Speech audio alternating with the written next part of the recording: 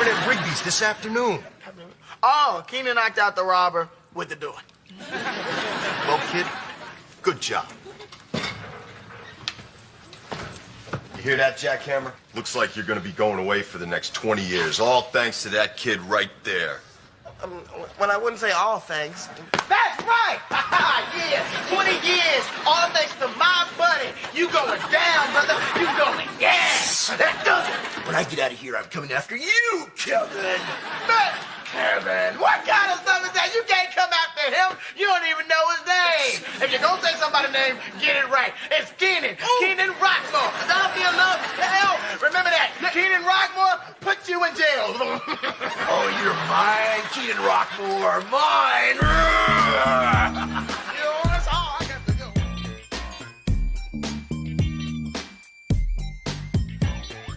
Hey, Fantas, welcome to another episode of Kenan and Kel with Adam and Aaron. The name on my student ID says Adam. And the name on my underwear says Aaron. We are here to talk about Kenan and Kel, the 90s Nickelodeon show starring Kenan Thompson and Kel Mitchell as Kenan Rockmore and Kel Kimble. Bow, bow, bow, bow. We're in season 3 of that Bow, bow, bow, wonderful bow. show. I'm sorry. We gotta jazz things up here, Adam. Oh yeah. This is an episode that could use a lot of spice on our end. Oh, I have plenty of spice to add. Wonderful. This episode is season 3, episode 14. I'm Gonna Get You, Kenan. It's about John the Jackhammer Rogan, who is a grocery store burglar. Little known brother of Joe Rogan. Not so little, and probably not a brother. Might be the bigger brother. Yes. Yes, the grocery store bandit of sorts. I wonder why they call him the Jackhammer, to be honest. Yeah, probably because he grabs you and shakes you like a jackhammer. Actually, that adds up perfectly. Good job. You're welcome. Yeah, so this episode has a lot to offer, so we might as well just jump right into it. What do you say, Adam? I agree. Let's go. Our intro, as hinted, starts with Kenan and Kel introducing themselves just like we did. Kenan is wearing a puzzling outfits, an orange and gray like sweatsuits. Oh yeah, it has like weird squares on the shoulders and rectangles in the center. Adam, I honestly think somebody from Paramount Plus listens to our podcast, because remember how a couple months ago I complained that when you paused it got really small? Yeah. Doesn't do that anymore. Oh wow. So somebody heard my complaints through the ether. They say, all right, we have to listen to all people reviewing the media that we offer. I would have loved if they said something, because that's pretty great. Yeah, they're looking up episodes of like movie reviews of Infinity, or whatever that one is. An iCarly podcast, the iCarly reboot podcasts. Who's the crowd who's doing that? A younger crowd than us, I guess. I suppose. Anyways, yeah, so I'm able to pause and look at what Kel's wearing, which is he's wearing like a blue button-down shirt, kind of. It's more like a Hawaiian shirt, whatever, and like at the bottom. And then he's wearing like a corduroy jumpsuit, not jumpsuit, like almost like a jacket and pants. No, nothing out of the ordinary for these pair. It must be winter. I don't know. I mean, it's weird because it's California in 1999. Right, but I guess they're playing kids in Chicago, right? I have a theory about this whole show, Adam, by the way. I developed like kind of a theory of mind for this for Kenan and Kel universe. So we'll get to that in the second act. Sounds good to me. Kel wants to spice up the show and thinks that they should become crime-fighting superheroes. So Kel is prepared. He goes backstage and grabs his superhero helmet, because every superhero wears a helmet. Most do, honestly. Like, okay, to be fair. They should, at least, if nothing else. I think the Hulk would help wearing a helmet. Right. So Kel grabs his helmet, and it, of course, is like one of those, like you put the drinks in the sides, and it has like a straw, and it's orange. Like a football fan helmet. Right. One of those that no football fan wears. I'm sure there's some that does. Next time I go to an Eagles game, I'm going to be wearing one of them. You would fit in with all the other crazies. Yeah, so 2 straws going into 2 bottles of orange soda. And he explains that he gets his superhero powers from drinking orange soda. Obviously. And so he wants to try a stunt to show his superhero powers. So he has a cart rolled to him with a cinder block on it. And before anybody even asks him to, he tries to karate chop the cinder block.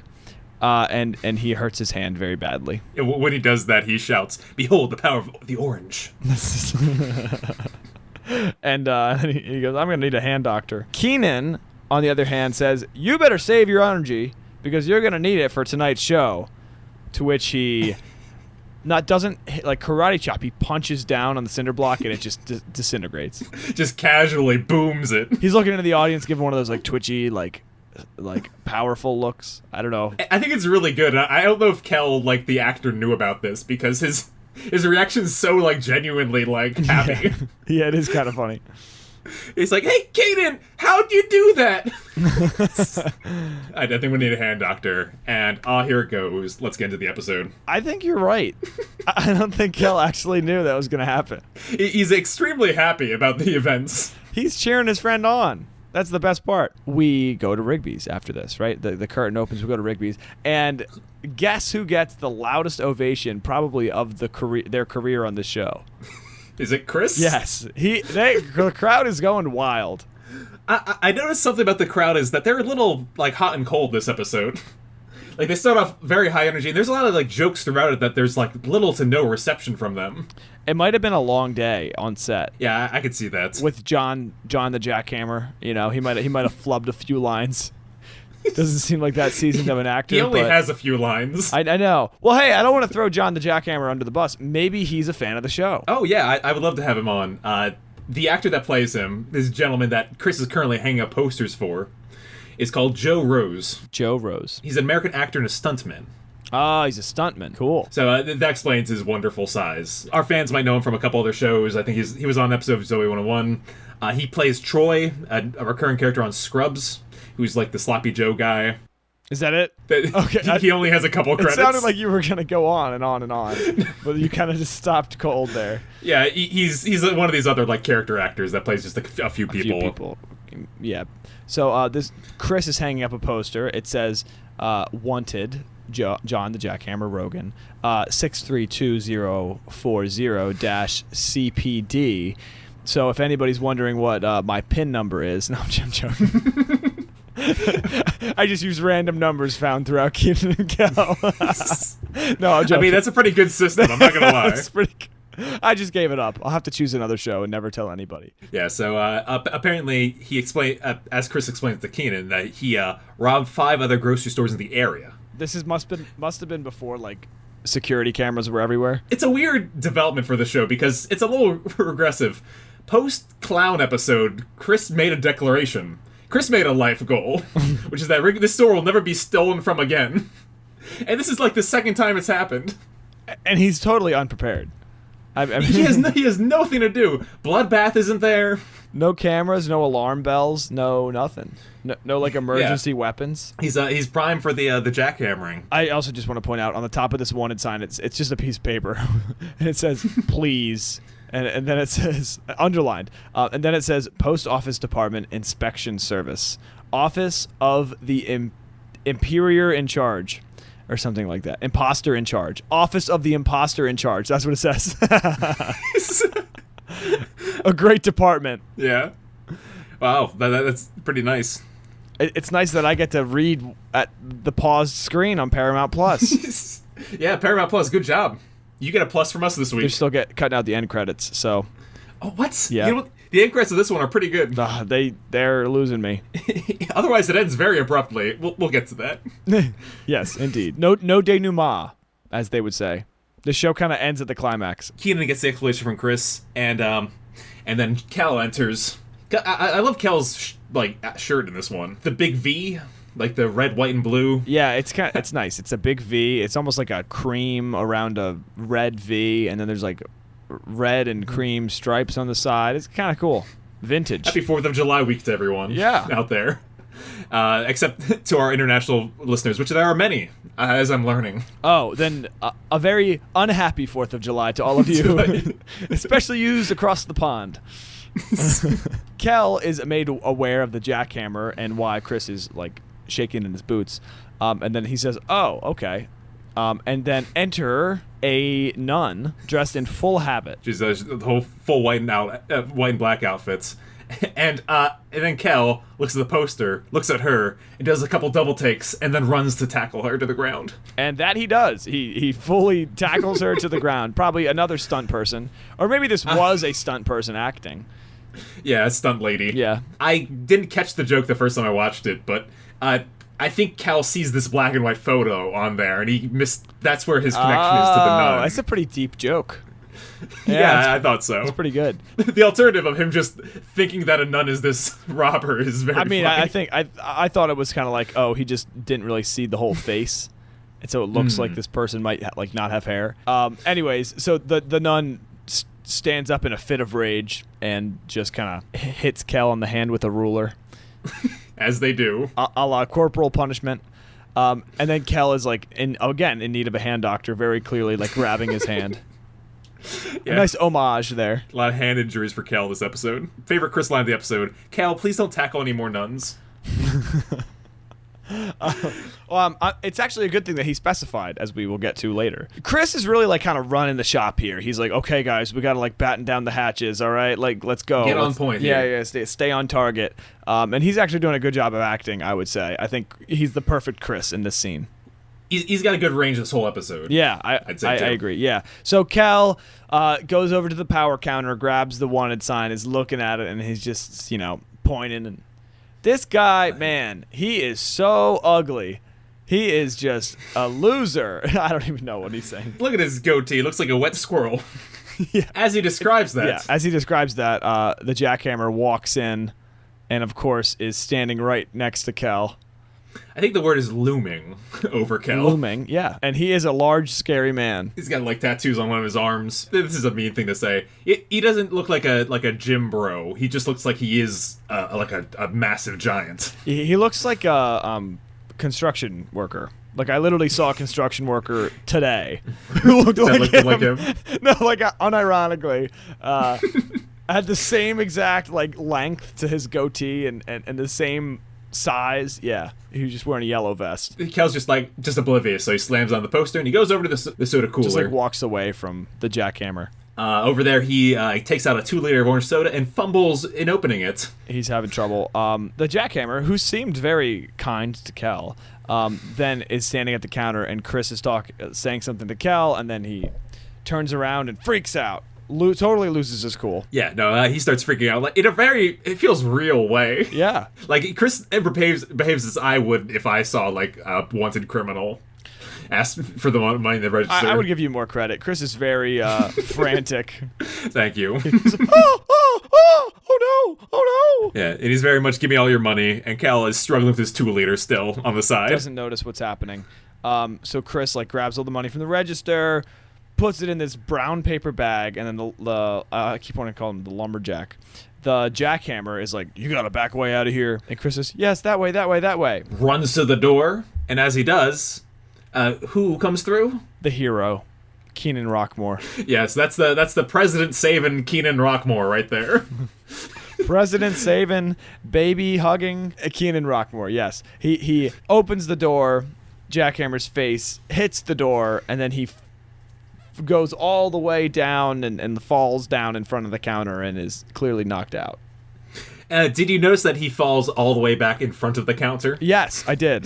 Yes, of course I did. As he's lost power. Of course, yes. He's lost all of his power. That's where the scene ends, and we go to the police station. A great little set here. There's like this cage in the corner where the Lumberjackhammer is, and it looks like it's definitely an old bathroom. That's what this set is. Like the bathroom tiles go up like 6 feet and this is definitely an old bathroom.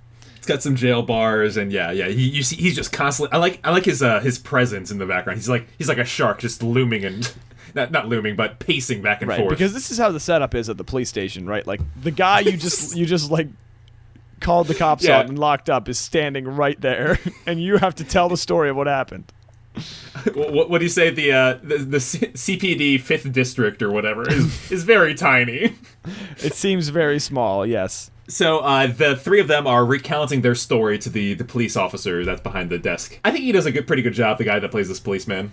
Oh yeah, he's this like the Italian guy. He's like, So somebody want to tell me what happened or whatever? Yeah. He doesn't sound like he's from Chicago. No, he sounds like he's from somewhere where Italian peoples reside. Italian Americans.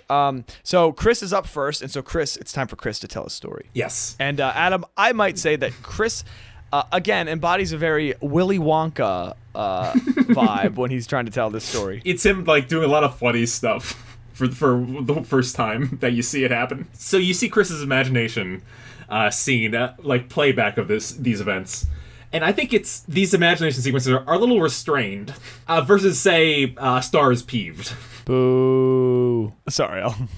The Kenan action scene and like the way he imagines things going down. Yeah. Mm-hmm. Yeah, like it's there's no music, there's no like costume changes. Chris is just pretty much the exact same. There's no singing in the orange soda bit. But anyway, he has extreme confidence as he prepares groceries that day. Wait a second, Adam. Is this the first time we're seeing a gray Rigby's apron? I think Chris sometimes wears that. It's like a classier one. Yeah, it's the manager. That's one you wear with a tie and a red shirt. The power red shirt. Yeah, that won't match any of Kenan's like neon colors. That's right. So yeah, the jackhammer enters in Chris's imagination. Chris is standing behind the counter. And he's like, give me all your money. And he says, oh. Like, something very, like, nonchalant I don't casual. think so. I don't think so. And so then he hops up onto the counter. It's supposed to be, like, this dramatic, like, he's coming across the counter. But it's very slow and cumbersome. And then he does karate and knocks out the jackhammer. Yeah, it's very good. He first does karate, and he, like, intimidates the jackhammer. He's scared, and what he says is he's like, "Is there a back way out of here?" the same line, but he's scared this time. Chris points, he runs, he gets knocked over by Kenan, and then Chris stands on him triumphantly. Right, and so Chris doesn't do anything, but he just kind of... Yeah, that's right. In this one, Kenan opens the door again still. Flashback also starts with Chris saying, "I remember it like it was yesterday," even though it just happened today. Yeah. Cal called him on that. And then he's like, yeah, I was pretty cool the whole time. Which, of course, he was not. Who's up next, Adam? Kenan tells his side of the story.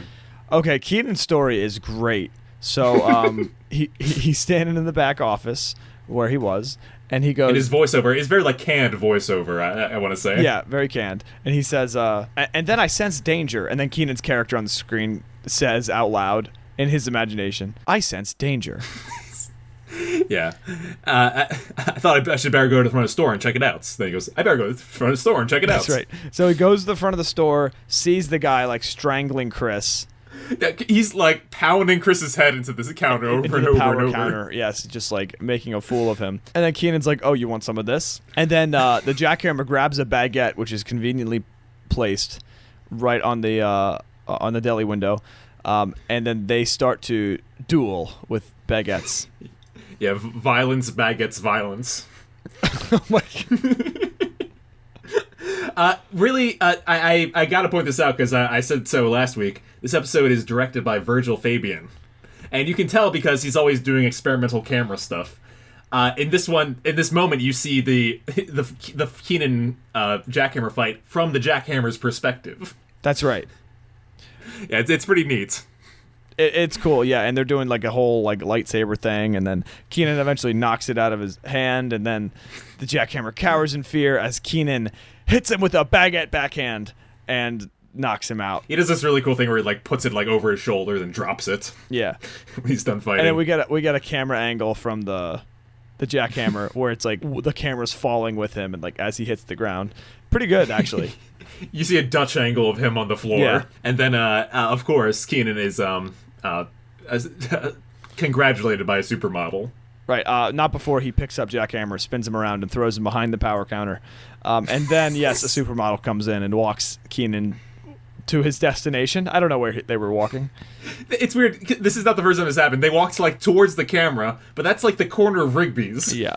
Like there's never anything there. Continuity flaw there. The officer goes, "Is that really what happened?" He said, "Well, yeah, everything but the supermodel and the bread fight and the and the spinning around." While Kenan's been telling the story, Cal has found his way into the background. He's like, "Hey, everybody, look at what these keys do!"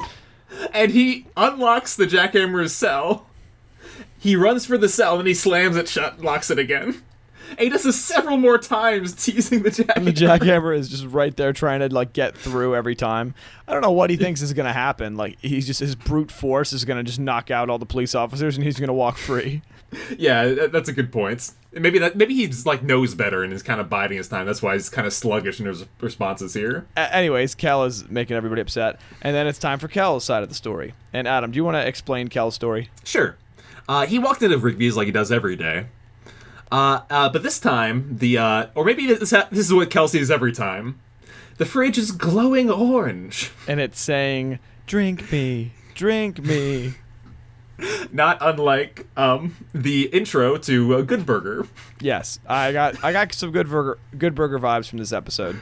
I want to stay here with you. Yeah. And Kel's he grabs an orange soda very romantically, tries to open it, can't. Taste my orange goodness. Yep, he can't, and then he just shakes it a bunch of times, and it's just kind of, it's kind of sad. You know what this scene also reminds me of? I gotta say, since we've been dropping so many Drake and Josh references, the Bet episode where Josh imagines the princess telling him to save him. Press B to save me, Josh. Yes. Yes. Yeah, no, that Kel starts to like have a panic attack or an anxiety attack, and his dream becomes a nightmare when he becomes unable to open the soda bottle. Right. And so then we flip back to the police station, and Kel's like hyperventilating, and Kenan hands him a bottle of orange soda, which he opens and slowly calms his nerves. Yeah, he's like crying like a baby, and is satisfied like a baby. Adam, did you open your Food Lion orange soda yet? I'm waiting for a special occasion. It's a special occasion. But this is enough for a minor Fanta. Oh, there you go. A small guy. Yeah. Cheers. Cheers. But anyway, yeah. No. Then Cal just says, "Oh," and then Kenan knocked him out the door. Right. And he goes, "Oh wow, Kenan, you're really a hero."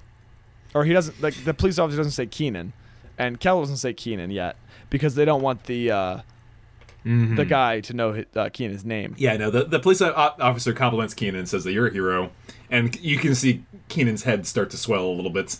Yep. But anyway, they go over to the Jackhammer, and like the police officer's like, "You're gonna go away for like 20 years or whatever." Yeah, ridiculous sentence, by the way. It's a lot of petty theft. No. He declares to Kenan that I'm coming after you, Kevin. Right, and then Cal jumps over. The police officer and Cal are now standing right in front of the Jackhammer cell, and Cal goes, "Ha! You think his name's Kevin? That's not his name. His name is Kenan Rockmore, and there is no way that you're ever gonna get him," or something like that. Yeah, and they're all just shut up. He's like, "Oh yeah, I remember you, Kenan Rockmore." Title drop. "I'm gonna get you, Kenan." Right, something like that. Right. And the police officer's like, "Don't worry, he's going away for 20 years. You don't have anything to worry about." Meanwhile... And you're still a hero. Yeah, the police officer's talking to Kenan, and then the Jackhammer is strangling Cal through the bars of the... in the background, which is what kind of clown show are they to have over here at the... Yeah. Where there's just one policeman, and if he's talking to someone, the guy in prison can strangle a teen. I really do like the police set here. It's like so dirty and grimy. Yeah, I think we're going to revisit it in future episodes. And then, Adam, we have a scene that I would like to describe because I have a theory about this scene. Okay. So we go back to Rigby's as Kenan is dreaming about being a hero. And our transition here to our next scene is a cartoon bus that says TV news on it, or van. Yes, and Rigby's is packed with TV reporters. Yes, TV reporters who are all asking Kenan, how does it feel to be a hero? I have to say, this is not the first time that this happened. No, this is... Okay, do you want to hear my theory? So, you said earlier, Kenan's head began to swell when he was told that he was a hero. And you also mentioned earlier the imagination of the people giving, recalling the stories, Chris and Kenan and Kel. Yeah. I am kind of starting to think that this whole Kenan and Kel universe is actually just Kenan's imagination. Really? What makes you say that? Okay, so when would this scene ever happen? Ever. He caught a wanted criminal. I know, but don't you think they're asking all the questions that Kenan would like them to ask? Yes, that's a good point. I see where I think I see where you're coming from. Although I think Kel gets in Kenan's, unless Kel's like some kind of like super ego, like situation there. Okay, I can get on a boat like this. Kel is like this self-destructive force in Kenan's psyche. Not super ego, id. Kel's like the id. Well, you're talking Freud. I prefer Jungian terms, but we won't get into that. It feels like we're already kind of getting into that. I think there's some relationship here between like reality and Kenan's imagination, and how why does Kenan know what's gonna happen? Every episode. I don't know. Maybe it's because this Kenan character steals the set, or maybe Kenan and Kel standing on the outside of the curtain represents like the unconscious mind. And then Kenan weaves all these stories. It's like those dream sequences, and Kenan's like all of these events that happen are like Kenan's dreams, right? Because in your dreams, not good things don't always happen, right? Sometimes these really stressful things happen and anxiety provoking, and it almost seems like we're constantly in a dream sequence of the main character, which is Kenan. We're living with their troubles.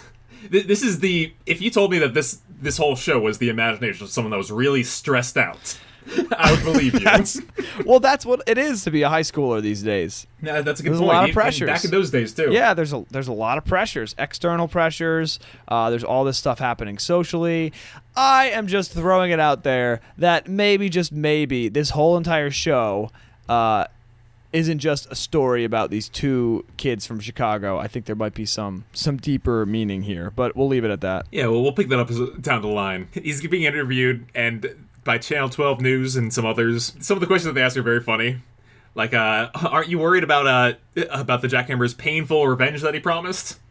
Well, I'm a hero, and heroes don't worry. I don't know how the Jackhammer got so much press. I mean, it's like a newspaper article, right? Must not be a lot happening in Chicago. You recall, like, the Ditch Day afternoon. Like, that was a big thing. The bank robbery. That was like they won millions of dollars. Right. That was a great episode. This guy stole $500 5 times. Right. That's what I'm saying. Yeah, I see where you're at. Her next question is for Chris, and she asked, aren't you afraid that the Jackhammer, if he escapes, he's going to rip off every one of your limbs? And Chris is trying to...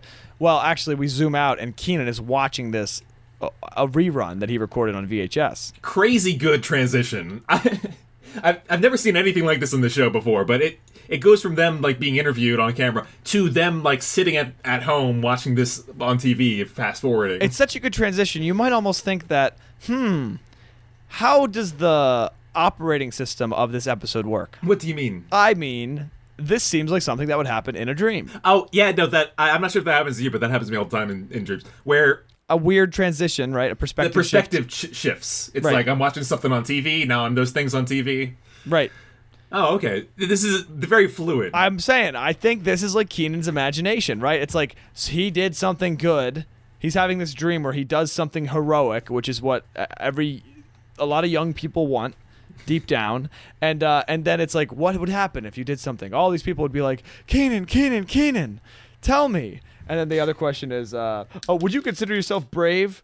And Kenan goes, his interview on TV is saying the words, and he's mouthing them on the couch. He goes, brave is a strong word, but yes. Yeah, he's no Superman. I think the conclusion here is that I could see this episode ending with a fade out to them at the police station, and Kenan's like, that's what happened. Yeah, like some really like meta... outside the normal episode. I don't know. I feel like there's the writers get to a place in these episodes where it's like, well, let's make it as complex as we can while making it a TV show that's very simple, right? And so it's like that black and white joke with the nun. It's like, yeah, that's a good joke because there's like layers to it. Anytime we can find layers on our show, I think is a good time. Yeah. Anyways. So... this has been 4 days, as it's revealed, by the Rockmores, who are leaving. Yeah, Mr. and Mrs. Rockmore are going on vacation. Don't know where Kyra's been this season. Nope. Apparently she's just not there. Yep. She's been missing. Maybe they didn't have enough money in the show. I think she was on like 2 episodes this season. It's something like crazy like that. Yeah, maybe they just weren't a fan of her character. I don't know. Don't know the story. Kel points out on TV. He's like, that's what he said last time we watched. But his parents are proud of him, which I thought was very nice. Right. They're proud of him, but they're going to go away for the weekend. They're asking if Kenan's going to be okay. And Kenan goes, well, if anything happens, I'll deal with in my usual heroic way. Did you catch what they're doing for their vacation? Their getaway? No. Nope. They've got fishing hats on, and Mr. Rockmore grabs 2 poles. So I assume they're going fishing. They're going to the lake. Yeah, one of the Great Lakes, maybe? Perhaps. I'm sure there's small lakes around there, too. That's a good point. Kel insists on helping the Rockmores out with their luggage. Adam, would you like to explain, before we get there, would you like to explain Kel's shirt here? I couldn't with words. Please. So in Kenan's imagination sequence, he was holding up a shirt, and it was this white shirt with a picture of him on it that said, in bold letters... Oh, I can't believe we forgot about the shirts. It says, hero. and then Kel holds one up, too, and it's a picture of Kel, and it says, friend of hero. Soon to be sold at your local Kenan and Kel with Adam and Aaron. These shirts are so good. I want to wear that They're only shirt. going to sell triple X's. I want a shirt that says friend of hero and has a Kel's face on it. That's awesome. I want that so bad. Yeah, there's so much just easy merch on this show. I know, the friend of hero shirt, I'd be like, that's got to be a good one. We could also get the wanted poster. Ooh, yeah, with the John the Jackhammer. Awesome. Rogan. Yeah. Kel helps out their luggage. As soon as he grabs a hold of one of the suitcases, it falls apart. And he quickly shoves everything back in there and starts adding other things. It won't close right, so he's kind of just slamming it shut and then pushing it shut and punching it shut and kicking it and then jumping on it. And you can see him just really break the suitcase. And he hands it to Mr. Rockmore. Here you go. Thanks, Kel. And they're just so over Kel, they just leave. Yeah, he was like, can I go with you? No. They're clearly leaving to get away from Kel. We'll pretend we're fishing. I don't know. That is such a deep Roger. It's not that deep. To celebrate, no parents, no sisters. What are they doing? They are going to watch TV. Yep. Not just TV, the news. The news, yeah. Did you catch the story that was just ending? No, I didn't. And that pig will never swim again. In other news, dangerous criminal mastermind John the Jackhammer Rogan has escaped from prison. What kind of prison are they sending him to? Also, what kind of swift justice is that? Like, he goes to prison. It's a slow news week. 4 days later. It's so kids can understand, I know. Or Kenan's mind, which is a child's mind, can understand. They could have easily said, 2 weeks later. Right. There's no reason that it had to be this, quick of a turnaround. No, Adam. Justice is swift. They wanted to paint a very highly functional criminal justice system here in Chicago. As soon as they learn that, Kel exclaims that, he said he was going to get you. That means he's going to get you. He's out of jail. And Kenan, upon hearing this information, faints. Cuts to the next scene. This is after the commercial break. This is a wonderful, this is a great one to come back into the show with after, hitting the bathroom. That's watching right. some toy commercials. So we're at Rigby's, and Kenan is putting on a disguise, which is just outstanding. It's like an afro, but it's not an afro. It's like it's like white person hair. It's like a big white person afro with a mustache. Yeah, he looks very. He looks so specifically foreign in some weird way. I don't know. I have no idea what he's like. He's embodying the rest of the world all at once. It's like a middle-aged woman wig almost. like the poofy hair. No, it's a crazy look. It's really funny. And so Chris comes in and he's like, "What are you doing?" He's like, "Hey, Kenan, what are you wearing there?" And Kenan's like, "No, this is supposed to be a disguise. No one's supposed to recognize me." And Chris is like, something to the tune of, "You would have to not have a brain to not recognize you." And walks Kel, who's still wearing his Friend of Hero shirt, and he goes, "Hey guys, have you seen Kenan?" Kenan goes, "Kel, it's me." And Kel goes, very confused looking, "It's me, but have you seen Kenan?" And he's just like, "If you're the real Kenan, how many fingers I'm holding up?" 3. Kenan! So silly. They're speculating about the about the Jackhammer, about how he's maybe his plan is to leave town, or maybe he's gonna get his revenge on you and then leave town. And Kenan's like, no. Kenan goes to kind of leave through the front door, and he's like, I'm not scared or anything like that. And as soon as the door opens, it's the cop that enters, and Kenan immediately books it to the counter and flings himself over. Yes, he sees authority and he jumps behind the counter because he's afraid. The police report that they have news about the Jackhammer. They found his to-do list. When he says that, Kel says, "Oh, is he getting married?" Oh. Oh, Cal. But yeah, so they found his to-do list in his cell. Do you know what's on his to-do list? Oh, yeah. Escape from prison, which is crossed off. That's so funny. That he wrote a to-do list, he wrote escape from prison, then crossed it off as he left. It's so scary. It's like, how did he must actually have superpowers. Okay, and then next is stop by the dry cleaners. And right below that, get Kenan Rockmore. What's he gonna get you? I think it's a fun joke at the fact that they're not saying, like, kill Kenan right. in this G-rated show. Right, they're gonna get him. Although, I gotta say, Safe and Sorry didn't hold back any punches when it came to them getting, like, whacked by getting Gestapo. Yeah, no, I don't like that episode. You're bringing up all the episodes I don't like. I think you do that on purpose. Yeah, apologies. This to-do list reminded me a lot of the life goals list on doing things the Hemingway. Yes, right, of course. None of which were accomplished this episode. I checked, don't worry. Did you check every episode? I do, yeah, just in case. I think we're really close to Kenan's second one, Professor's Love to a Girl.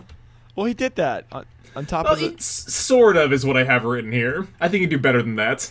Probably. I just like how Kel sort of rode a bike naked when he rode a helicopter naked. So anyways, Kenan freaks out and he runs to the back and he's like, I gotta take this stuff off and get out of here.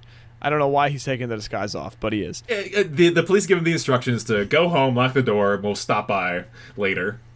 And so he goes, all right, perfect. Let me get rid of my disguise before I walk across town. So Kenan goes to the back. Kel grabs an orange soda. In walks a man dressed exactly like Kenan, wearing the exact same fake afro and mustache. And Kel is all like, all right, come on, Kenan, let's go. Come on, what's the matter? Can't get that off? And then he, like, attacks him. So, this happened, like, a couple episodes ago. You dirty rats. Kel, like, attacked the lady with a rat in her hair. Oh, yeah. He pulled off her wig or something. Right.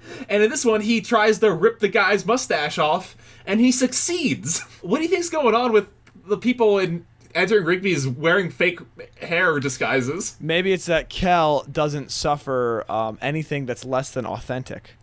And so he is, he points out, no, I don't know. I'm joking. I don't. He's very real and in tune with the natural world. Perhaps. So anything artificial. But he doesn't know why. He doesn't know why these things are not, like, don't fit, right? What do you think that guy's story is? Why do you think he has a fake mustache? Oh, no. Why is he? He could definitely grow one if he wanted to. Yeah, he's a full adult. It's just funny. I do like this episode because the funny parts aren't, like, forced. I mean, it is forced, but it's funny. It's like, oh, there's a guy who looks just like Kenan who also looks ridiculous. Okay, let's go back over to the Rockmore's house. This is one of my favorite moments in the show. So Kenan is boarding up his front door with planks of wood that are not long enough. But it seems like they're long enough, right? It seems like the front door's boarded up. And so he's like, nail, final touch. And he goes, there. And then Kel opens the door, and it just opens normally. Yeah, he didn't put any nails in, like, the door frame, so it just opens. Kenan looks so distressed when Kel... He's like, oh, man. Oh, yeah. It's like, it's such a child thing to do. First off, nailing things to your front door, oh, my God. It's very much, this is an adult situation that Kenan and Kel have found themselves in. Right. It's not unlike the last time Rigby's got robbed with the clown. Yeah. And they don't really know what to do or handle themselves when they're faced with, like, real crime. So, they just, like, live in this cartoon world. But Kel brought Kenan some home videos to help take his mind off things. So I have the names of them. Great. The first one is Revenge is Sweet. The second one is Sweet, Sweet Revenge. And the last one is Revenge equals Pain. One of my favorite things that Kenan does in the show, he smacks it out of his hands and they fly like into the air across the room. He did that with the water in the Cold War.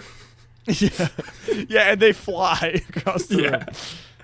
That's Kenan's superpower. There's a knock at the door, and they're like, "Oh no, what if that's the jackhammer?" So Kel grabs a plant pot with a plant in it, some nice flowers, that's conveniently sitting on just the armoire or whatever is there. And Kel opens the door. In walks the pizza man, who declares a delivery, a pizza boy, I should say. And then Kel throws the pot on the kid's head, knocking him out. Yes. The pizza boy had it coming, because what pizza delivery person walks into somebody's house?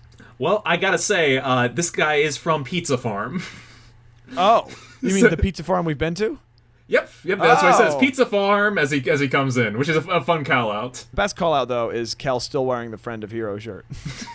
A picture of himself on it. It's a great bit because then he's literally like, delivery for Kel Kimble. Kel, after knocking him out, says, "Yeah, that must be the pizza I ordered." He opens it and he goes, "Oh man, I wanted pepperoni." Yeah, he complains to the guy who's unconscious on the ground. Kenan asks Kel to bring this young pizza boy to the kitchen and put some ice on him. But first they try pushing the couch in front of the door. Oh, this is good. So they move the end tables, and then this is so classic. Kenan goes to push the couch. Kel goes to push the couch. And Kenan realizes that they're both pushing it in the opposite directions. Yeah, so it doesn't go anywhere. They're like, "Man, this couch is heavy." Kel drags the pizza boy into the kitchen. Then Kenan moves the couch himself. So following Kenan's instruction to put some ice on him, Kel gets some ice from the freezer and does this amazing motion where he just kind of like spills it onto the pizza boy. Yeah, he puts them in his hand, and then he Yeah. kind of just like, drops it very gently. He follows his words to like the letter, and then he goes back. Kenan's got the couch in front of the door, and they're both there, and they hear another knock on it. Kenan runs to the kitchen where Kel is very gently peeling a banana, and Kenan's like, quick, it's a jackhammer, give me something to hit him with." So Kel hands him a roll of paper towels. Kenan squeezes it, and then he throws it at Kel. Something heavy, and they uncover their weapons for this episode. Yes, 2 cast iron frying pans. If anyone out there has seen the movie Tangled, you know that these are very efficient weapons. They are efficient weapons. Those things are heavy. And they're apparently one-hit KO weapons, too. We see the person who's climbing in. Kenan and Kel turn off the lights. They're climbing in. You go, "Oh, what's the couch doing here?" And then Kel runs over and hits the guy in the head.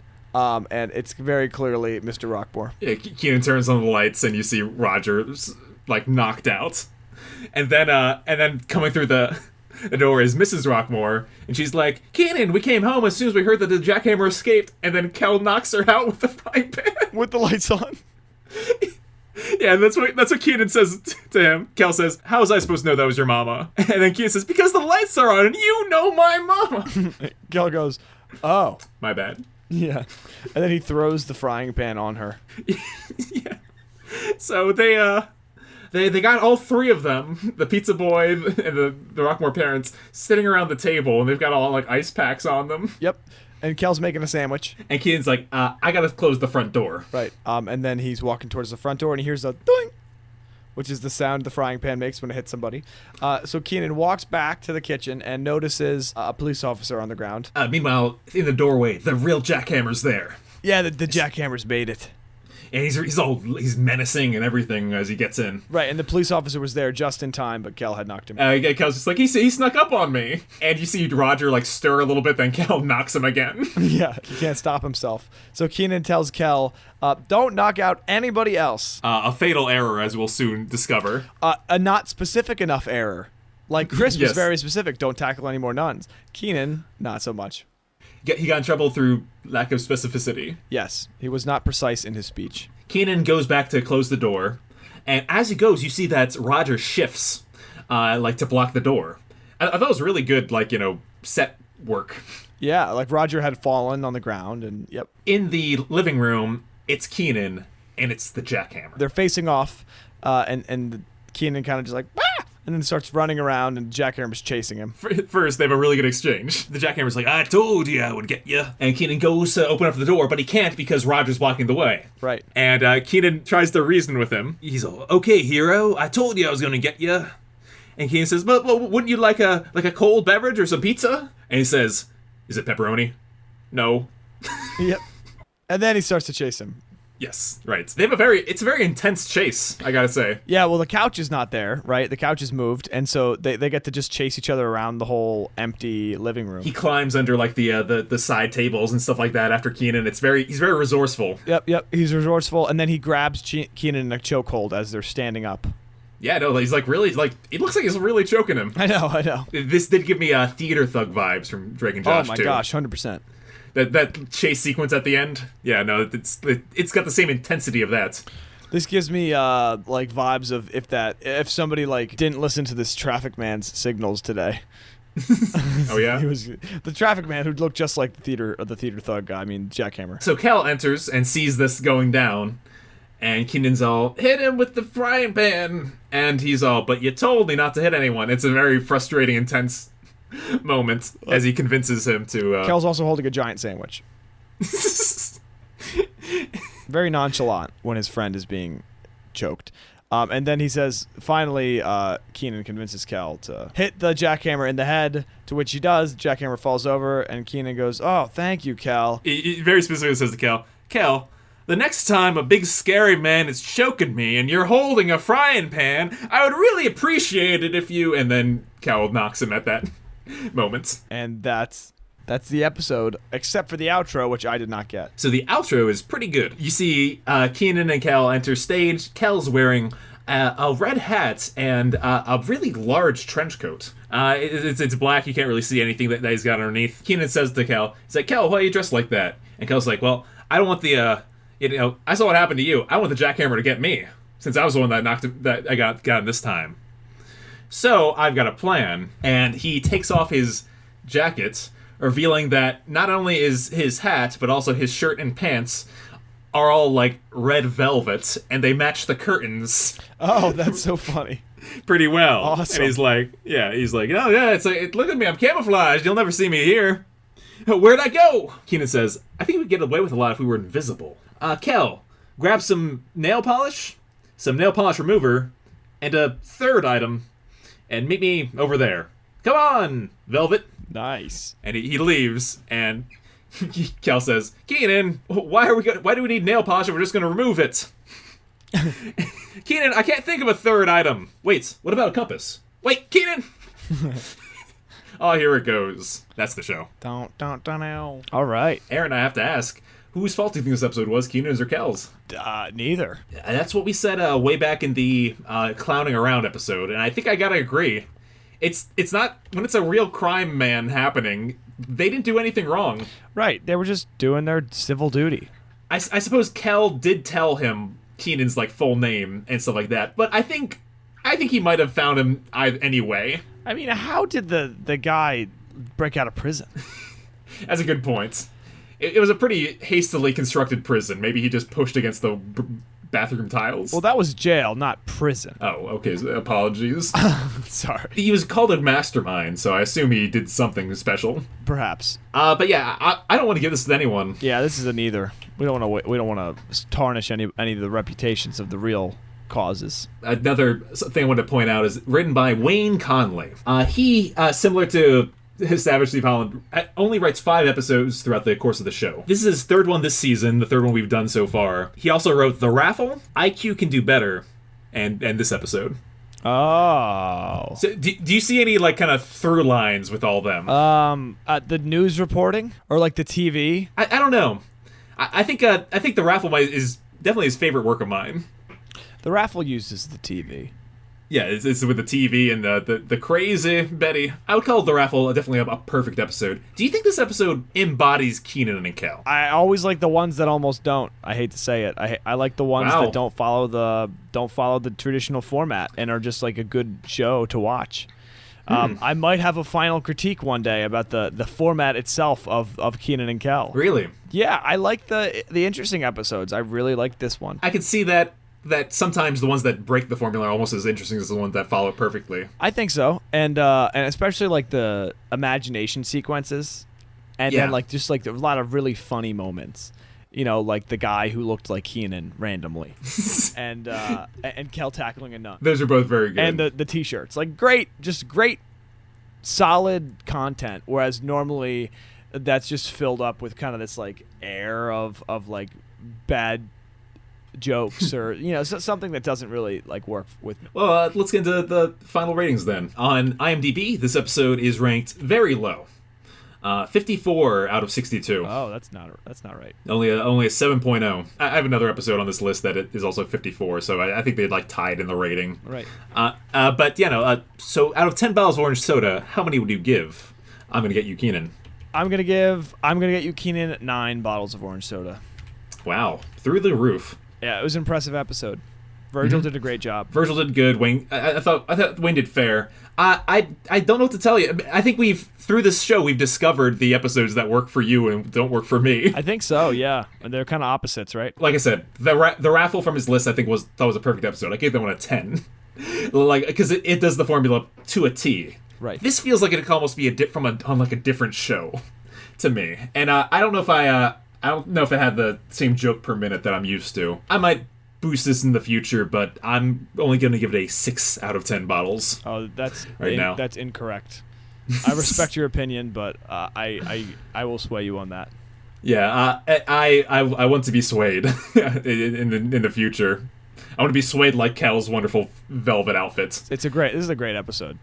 Yeah. Maybe I've just seen this one too many times. That's sometimes I remember happens. watching this a lot. Yeah. Yeah. So, okay. One last note I would like to end on here is that I had a wonderful fan interaction recently with a fella named Wesley Mead from the UK. Wesley's a fan of ours on Twitter, and I encountered him trying to acquire some of the Kenan and Kel books. I looked through Goodreads to see who had reviewed some of the harder to obtain ones, and he was actually really responsive, and I was surprised to find a fan like that in the wild. So we're hoping to get him on to chat in an upcoming episode. Yes, Wesley, thank you so much for your message and your books. We hope you have a very unhappy 4th of July. Yes. Yeah. Thank you for enjoying the program. And if you want to get in contact with us, you can find us at Kenan Kel Podcast on Twitter. Or, as I said before, Gmail, KenanandKelPodcast@gmail.com. Next week, Adam, we are gonna review The Limo, which is also directed by Virgil, but written by Kevin and Heath. The Wonder Pair. So we're gonna really see what happens here. It's looking like a good episode. I recall this one being a fun one. Kenan is determined to impress a rich girl by convincing her that he's also rich. It sounds like a good time, people. All right. I hope you guys join us then, and you have a fun holiday week. Until then, people, here it goes. Thank you for listening. You can send us an email at KenanandKelPodcast@gmail.com or leave us a voicemail at anchor.fm/KenanandKelPodcast. You can find us on Twitter, Instagram, TikTok, all at KenanandKelPodcast.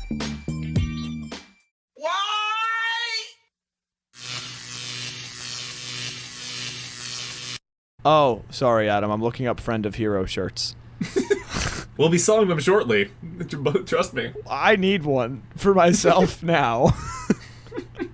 I would love both of them, and then I'll just wear them every day.